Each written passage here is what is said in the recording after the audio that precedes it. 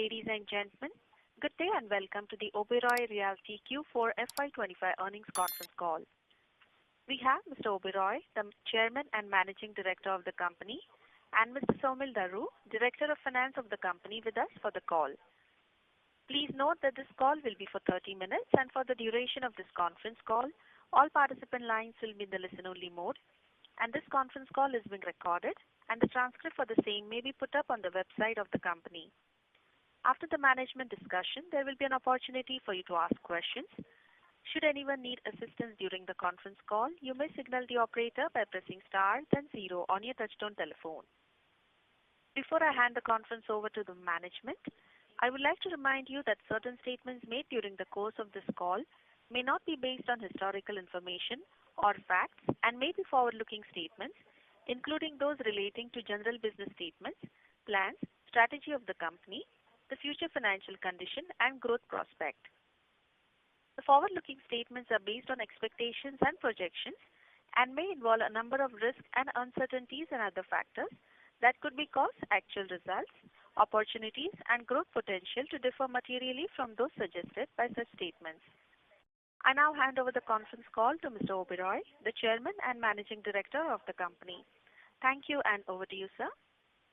Thank you. Good morning, good afternoon, good evening to all of you as per the time zone which you have logged in, and welcome to the conference call of Q4 FY2025 results and business updates. Thank you all for taking the time out for this call. Before I begin, I would like to share with you some of the quick business updates. I'm happy to announce that we have recorded our highest ever annual consolidated revenue of 5,286 crores and the highest ever annual booking value of over 5,281 crores. For Q4 FY2025, the quarter was driven by steady sustenance of residential sale. We also, especially the soft launch of Sky City Mall in Borivali, which we received an overwhelming response from both consumers and our retail partners. Our commercial portfolio, including Commerce 3, continues to attract marquee tenants, reflecting robust office leasing demand. Oberoi Realty entered into a transaction for 1,250 crores of infusion by a private equity investor for 21.74% stake. Currently, we are gearing up for the upcoming Elysian Tower D launch, which happens to be tomorrow. The initial response basis the EOIs that we've received seems to be extremely robust. With this, I will now open the floor for questions and answers, and both Saumil and I will be very happy to take your questions. Thank you. Thank you very much. We will now begin the question and answer session. Anyone who wishes to ask a question may press star and 1 on their touchtone telephone.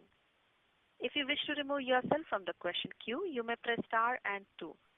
Participants are requested to use handsets while asking a question. Ladies and gentlemen, we will wait for a moment while the question queue assembles.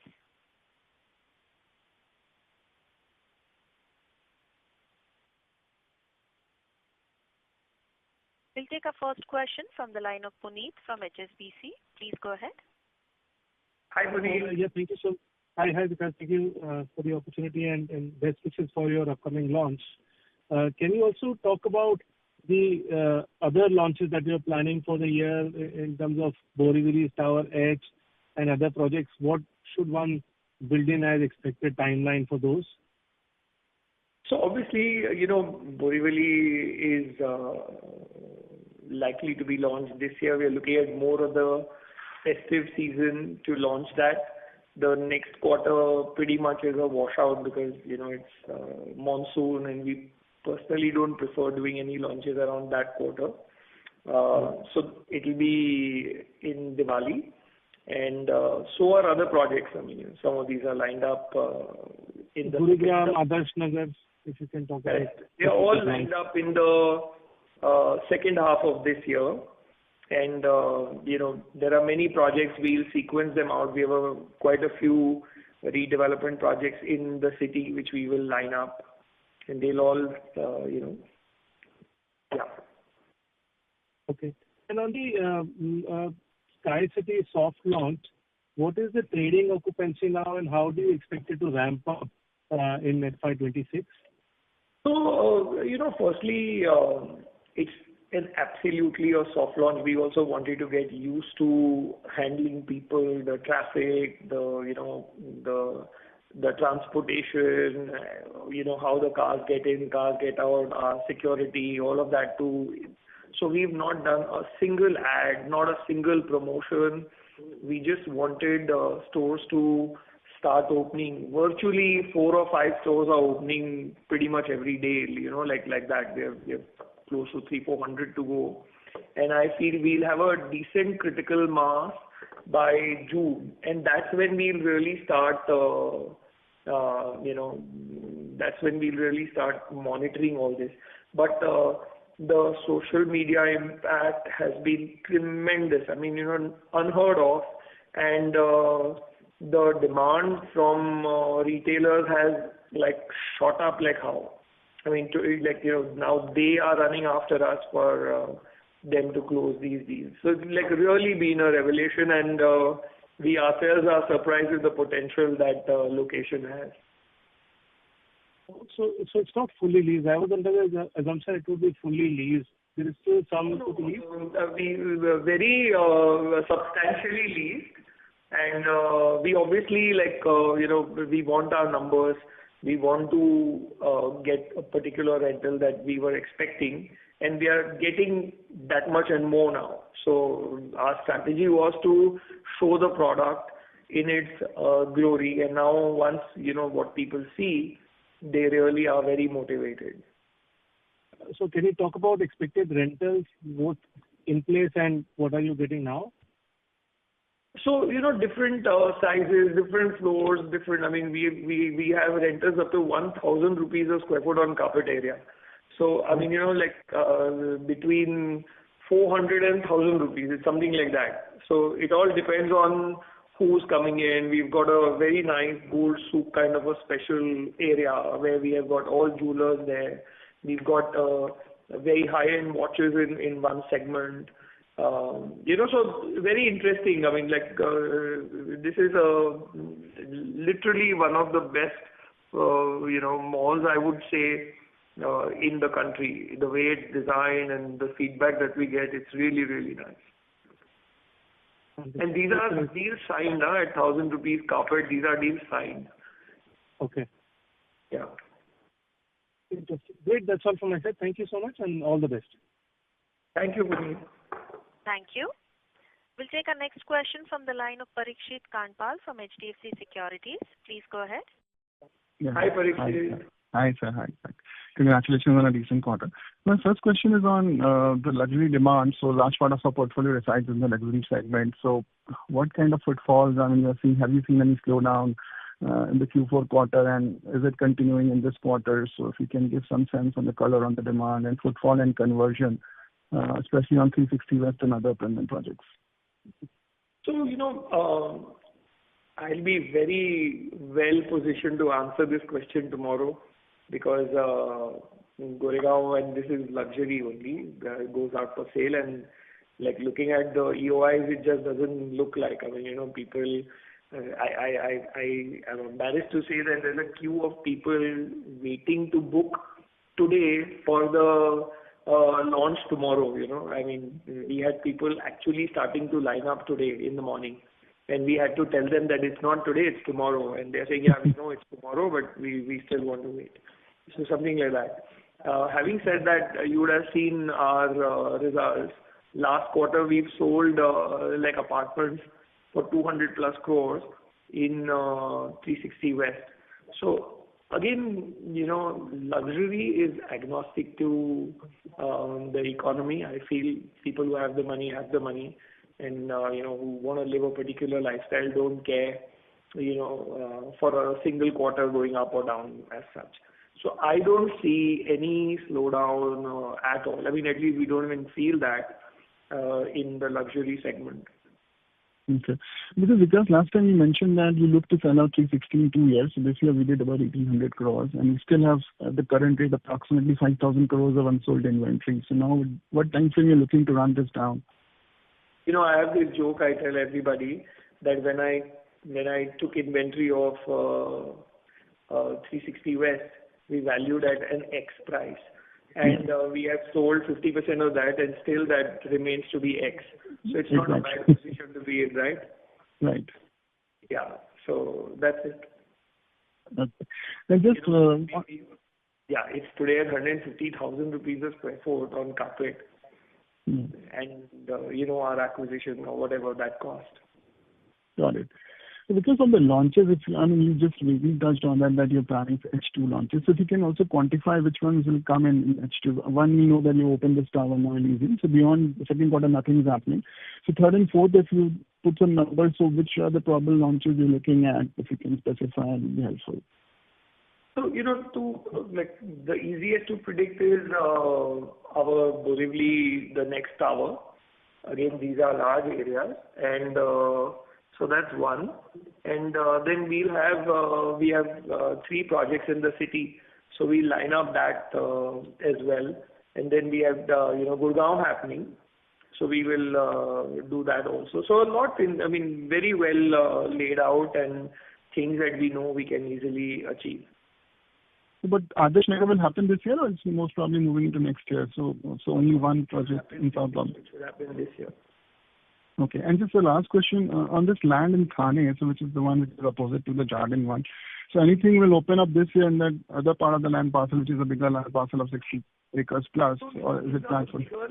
In the bigger land parcel, we'll start work on the mall, we'll start work on the hotel, and we'll start work on the school. So like what we did with Goregaon, we are going to build social infrastructure, and there again we've launched 2 towers. We've only launched 2 towers. We've got 3 more towers to launch, and we are looking at maybe some different configuration or different size. So that itself is there for us to do. And like I said, then on the other larger side, we will do the mall, the hotel, and the school to begin with. That is at least 2 years away then, the larger land parcel for launch, and before you run down these 3 towers. Not really. It all depends on, demand and flow, and we could probably do next year. It may not be 2 years. This year we will just do these. We will launch rather 1 more tower, basis, the demand, and this is how things go. We launch 1 more tower. Well, thank you. Because for the answers. Thank you. Thank you. We'll take our next question from the line of Rahul Jain from Elara Capital. Please go ahead. Hi, Rahul. Hi, sir. Thanks for the opportunity. So a couple of questions. First one, sir, on the sales strategy. You closed the year at 5,300 crores with a solid growth of nearly plus 30%.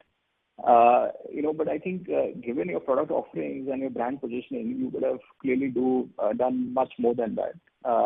So how should we look at your sales strategy going forward, given the substantial number of pipeline of projects coming through? So is it a conscious decision to stop at 25-30% for next year? See, firstly, let me tell you, I don't want to comment on other people, but our sales are backed by a lot of money that we ask for. I could very easily take 5%, 10% and give them literally like an option to buy and then pay me once I am at this level or once I'm at that level. That kind of sales, I personally don't even consider it as sales. And a little whiff here and there are cancellations and all that happen. So for us, we are very clear. We are not averse to volumes. Obviously, I'd love to go to 10,000 crores tomorrow. But I want them to be backed by the money that we ask or demand. So those things are very important for us. And profitability is very important for us.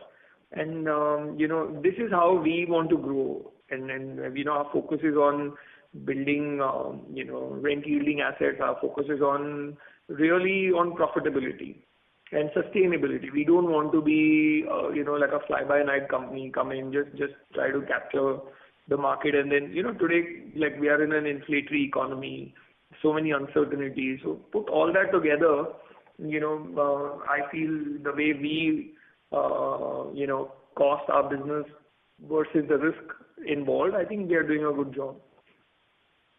Got it, sir. And second one, I think you have closed, you have built a substantial pipeline over the last 3 years in terms of BD. Are you seeing that kind of opportunities, lately as well, in terms of business development opportunities? And if you can just give us some flavor on in terms of whether this would be in more diversified. You've built a diversified pipeline, but are you seeing a new entry into new micro markets or markets for that matter? Thanks. So, frankly, we are always, so we treat, business development as like a separate vertical in our office, and they are always and constantly looking at opportunities. We don't set a target and follow.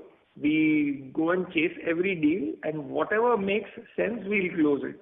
Really, we are so well capitalized that we can actually do a lot more. But then the idea is to make sure that we do deals that are profitable in nature. We just don't want to just go and buy for the heck of buying. And that's why we've not been, carried away by the market or whatever. We are very, very focused, very conscious of what we buy. And, that's what we exactly want to continue to do. As far as micro markets, like I said, that we've put our foot in Gurgaon. We want to see how this plays out.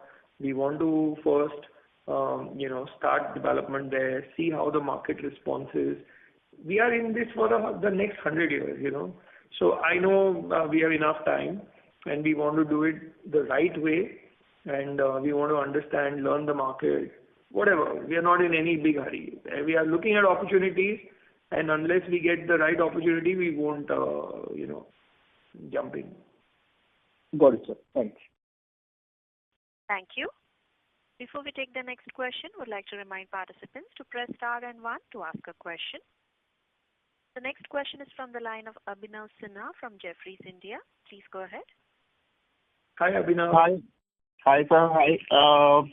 A couple of questions. So one, the deal that we had on the Ivan Oasis project in Worli, I just want to hear your thoughts on, how we are thinking about the product timelines, and also, why will you seek out a PE while our own cash flows are pretty strong? Okay. So basically, we want to build a high-end shopping mall, an office building, and a hotel on top, a very small hotel on top. This is what we are going to build. Hopefully, we should build this within the next 3.5 years. And we want to build an iconic marquee building. The reason why we took private equity is, we now have a third party between me and ORL, because I'm also a small stakeholder in the company. I didn't want it to, so that sets the arm's length rule also for all of us. We are 3 partners. Everybody puts in proportionately and all of that. So that's really what I wanted to do. And again, Alpha Wave is a great partner. Very happy to associate with them, and yeah. Right. And will you look to exit in your own personal capacity later, or not thought about that yet? No, not at all. Not at all. Frankly, you are so right. Neither my company nor I need that kind of money. So we are okay to continue for now. Right. So second question on pricing. So we had, good price jumps taken last quarter in several of our projects. How are we looking at pricing now in the next, let's say, 12 odd months? And how are you pricing Elysian's D Tower also? So you will know that tomorrow. It's very attractively priced, and it's a good product. Both C and D are identical in terms of, they're like 1 or 2 floors behind each other. I don't know how many of you know, but we are on probably the 27th level at Tower D. So this is one project where we are literally 1.5 years from topping up, and yet this thing. So it's great. I mean, this is where we are. But pricing otherwise? Again, we literally manage our portfolio like how a revenue manager sits in his hotel and tries to sell his rooms. So we want to be optimum, and we want to be sensitive to what the markets are, what the replacement costs are, and so on and so forth. And that's how we price it. Our own, input cost, all these things also matter. Right. So last question on the Gurgaon Aereo bid. So are there any legal or approval challenges there that you foresee, say, in the next 6 months before we can launch the product? And what is the product you are thinking about also at this point? So, we are looking at high-end luxury, and it's very similar to what we are doing, maybe a smaller version of 360. It'll start with 5,000 or so, and it'll go up to 7,500, 8,000. And so literally that sort of product. It's high-end, high quality, and it's very well designed. We really like it.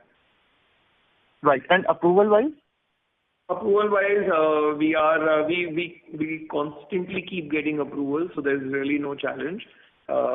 We've got a few approvals in the past, maybe a few weeks ago, and the rest of them are also in place. So we are on a good wicket there. Okay, so building plans are filed already? Yeah, they are being filed as we speak. We're taking our TOD, we are doing all of that. TOD in principle approval is in place. We got that approval, now we are getting the final approval, so on and so forth. Okay. Thanks and all the best. Thank you. Thank you. We'll take our next question from the line of Murtuza Arsiwala from Kotak Securities. Please go ahead. Yeah. Hi, sir. Just to check, would you like to put out a number in terms of a sales target that you would be looking for? Or alternately, building blocks of the various projects, how much would you expect to put to launch and, out of some of the larger projects, Adarsh Nagar, Gurgaon, etc. So any building blocks for the sales number for next year that you would have a target that you would like to share? Murtuza, much that I would love to, I somehow don't feel comfortable because, whenever a promoter says something, the markets take it really seriously, and there are many slip between the lip and the sip. So I don't want to put a number. You guys are very good at all that, and you all are very close to the numbers that end up, we end up achieving. So I'd leave that guesswork to you. I don't want to do that. I'll work hard and I'll try and maximize whatever I can. Sure. And Samuel, just a question for you on the rental business, just something that I happen to glance on. When you look at the operating margin, this is on slide 8 of your presentation.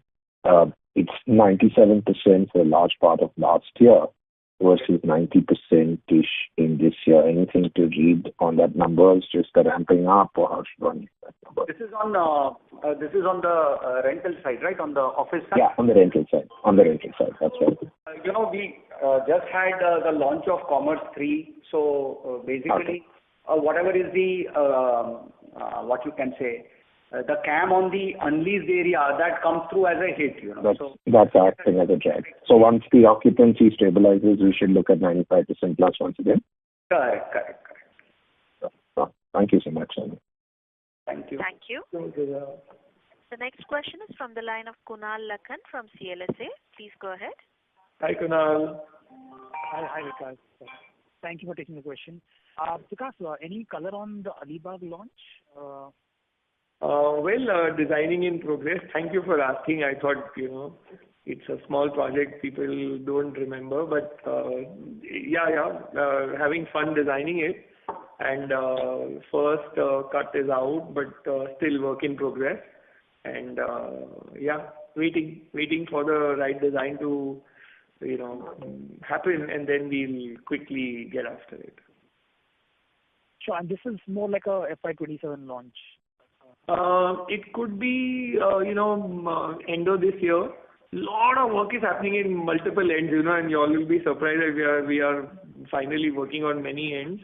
So, yeah, we would try to do it in, maybe the second half of this year also. But here we want to first do the sample villa. We want to do a restaurant. This is a Ritz-Carlton hotel and villas. So we want to do a restaurant managed by Ritz, and then do a show villa, and then call people and all that. Give them a complete feel and flavor of what they will be buying into. Sure. Understood. My second question was on, in terms of Thane, right? I mean, we've seen the traction in Q4. How should we look at, you bringing in incremental inventory? I understand the second land parcel you'll launch maybe a few years out once you have the school, the mall and the hotel ready, but or rather up and running. But in terms of timelines, right? How should one model in terms of the inventory that you bring to the market year after year? So frankly, we were very pleasantly surprised with the response we got from Jardin, and that was a huge positive. Work is happening at great speed.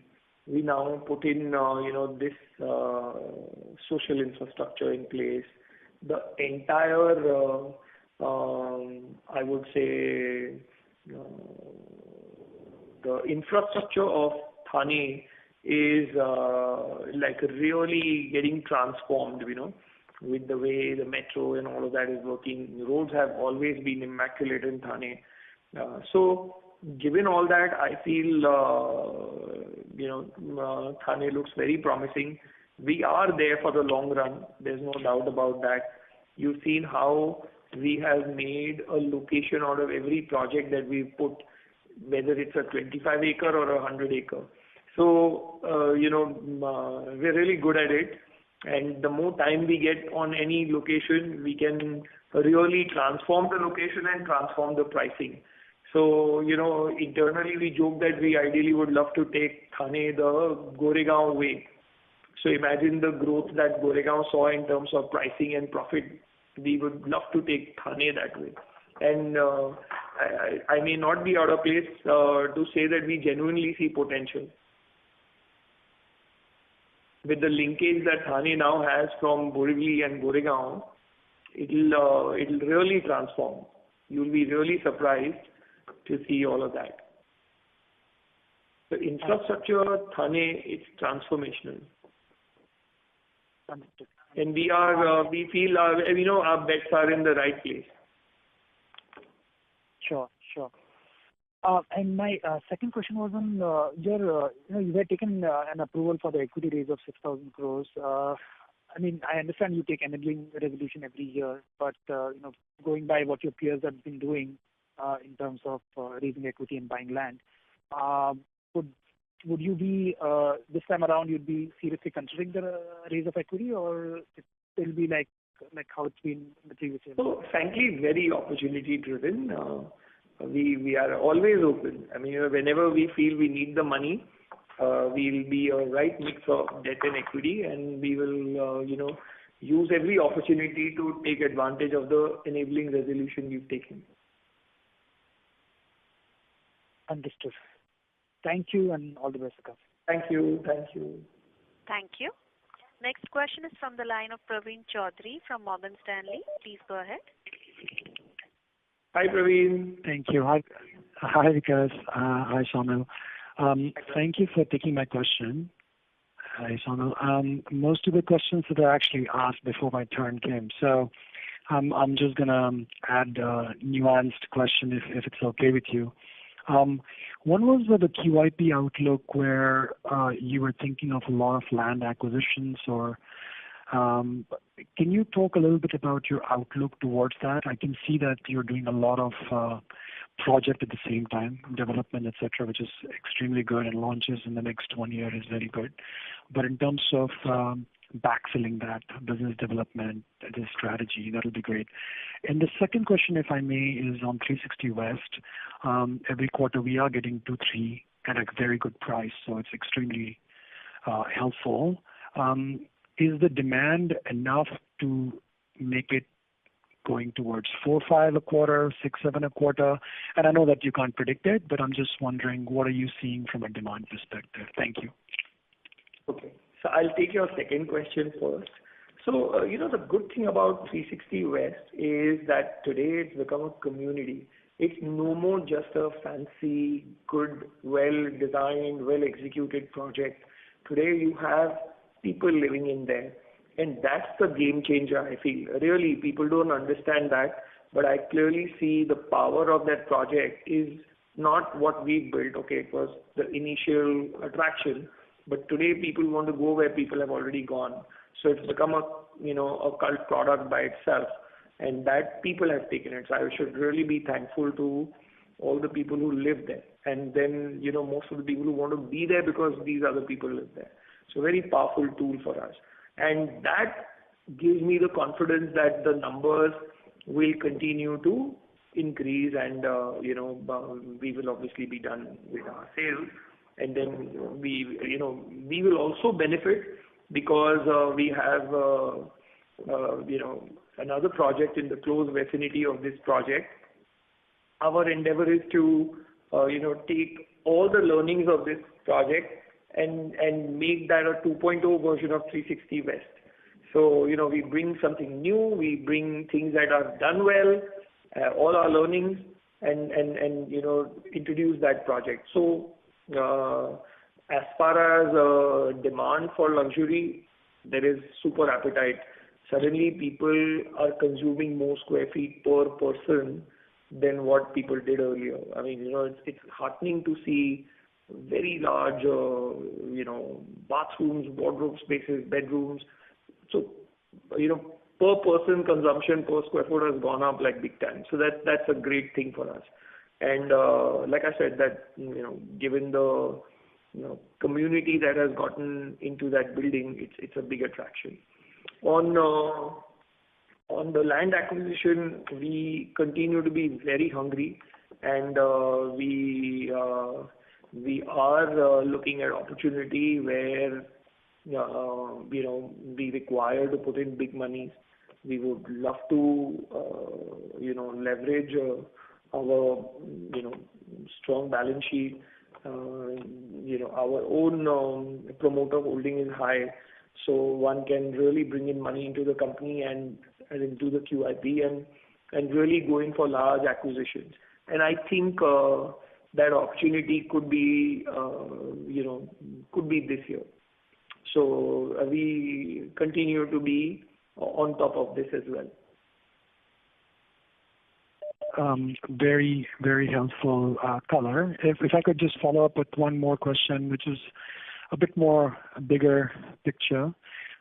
We saw some sentiment changing around the early part of this year as macro was slightly weaker than today. But we are not out of woods globally with U.S., China, U.S., India, all the tariff situations. What's your general view? It's not a property question. It's just a general India situation and macro situation because we are all so intertwined. Thank you. That's it for me.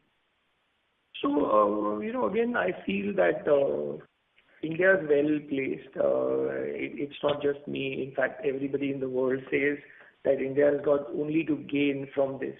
And we are led by such an able Prime Minister who's really playing his cards well, and our positioning in the world has only continued to improve.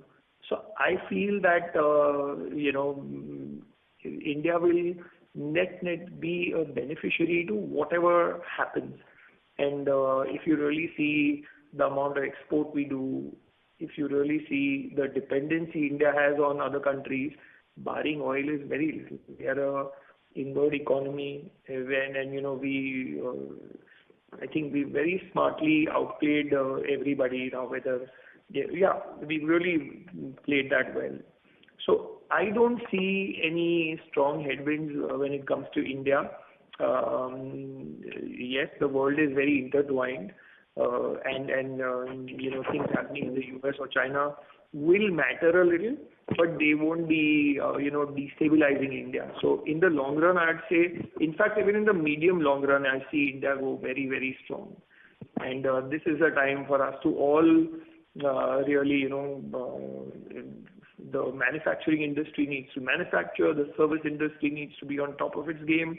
And, we as a real estate company are so locally driven that we will benefit out of all these, other economies growing well within the country. That's again very, very good, helpful answer, Vikas, and all the best for tomorrow and also for the year other launches. Thank you, Praveen. Thank you. Thank you. Ladies and gentlemen, we'll take that as the last question for today. I would now like to hand over the conference call over to Mr. Oberoi for closing comments. Over to you, sir. Thank you all for taking time out for this call. We look forward to hearing from you on ongoing basis. Please feel free to reach out to me or our investor relationship team or Somil and for any questions that you have. Thank you again. Thank you. On behalf of Oberoi Realty, that concludes this conference call. Thank you for joining us, and you may now disconnect your lines.